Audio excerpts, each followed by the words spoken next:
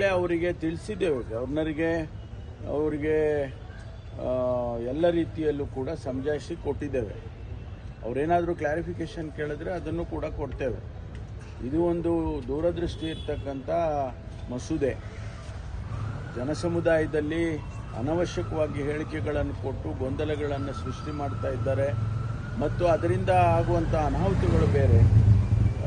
ಅನೇಕ ರೀತಿಯಲ್ಲಿ ಅದರ ಇಂಪ್ಯಾಕ್ಟು ಸಮಾಜದ ಮೇಲೆ ಬೀಳುತ್ತೆ ಅಂತೇಳಿ ಅದನ್ನು ಭಾಳ ಚರ್ಚೆ ಮಾಡಿ ಆನಂತರ ನಾವು ಆ ಬಿಲ್ಲನ್ನು ತಂದಿದ್ದೇವೆ. ಸದನದಲ್ಲೂ ಕೂಡ ನಾನು ಮಂಡನೆ ಮಾಡುವಂಥ ಸಂದರ್ಭದಲ್ಲಿ ಅದನ್ನು ಎಕ್ಸ್ಪ್ಲೇನ್ ಮಾಡಿದ್ದೇನೆ. ಅಸೆಂಬ್ಲಿಯಲ್ಲಿ ಹೇಳುವಾಗ ಎಕ್ಸ್ಪ್ಲೇನ್ ಮಾಡಿದ್ದೇನೆ. ಅಷ್ಟರಲ್ಲಿ ಗಲಾಟೆ ಮಾಡಿದ್ದಾರೆ ಭಾರತೀಯ ಜನತಾ ಪಾರ್ಟಿಯವರು, ವಿರೋಧ ಪಕ್ಷದವರು. ಹಾಗಾಗಿ ಇವತ್ತು ಆ ಬಿಲ್ಲನ್ನು ನಾವು ಪಾಸ್ ಮಾಡಿಕೊಂಡು ಗವರ್ನರ್ಗೆ ಕಳಿಸಿದ್ದೇವೆ. ಅವರಿಗೇನಾರ ಕ್ಲಾರಿಫಿಕೇಷನ್ಸ್ ಇದ್ದರೆ ಕೇಳ್ಬೋದು. ಅದಕ್ಕೆ ನಾವು ಉತ್ತರ ಕೊಡೋದಕ್ಕೆ ತಯಾರಿದ್ದೇವೆ.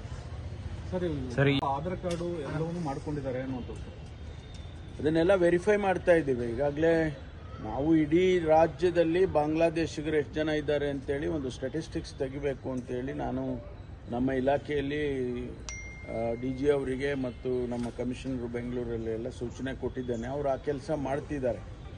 ಎಲ್ಲೆಲ್ಲಿ ಬಂದಿದ್ದಾರೆ ಅವರು ಕೆಲವರೆಲ್ಲ ಬೇರೆ ಬೇರೆ ID ಕಾರ್ಡ್ಗಳು ಮಾಡಿಸ್ಕೊಂಡಿದ್ದಾರೆ.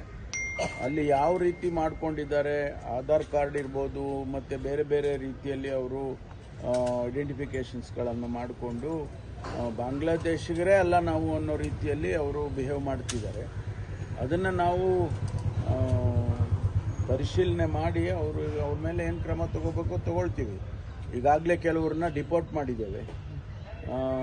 ಅವ್ರನ್ನ ಈಗ ನೋಡಿ, ಅಲ್ಲಿ ಬಾಂಗ್ಲಾದೇಶದಿಂದ ಬಾರ್ಡರ್ನಲ್ಲಿ ಅವರು ಅಲ್ಲಿ ಬರ್ತಾರೆ, ಅಲ್ಲಿ ಹಣ ಕೊಟ್ಬಿಟ್ಟು ಒಳಗಡೆ ಬರ್ತಾರೆ ಅಂತ ಹೇಳ್ತಿದ್ದಾರೆ.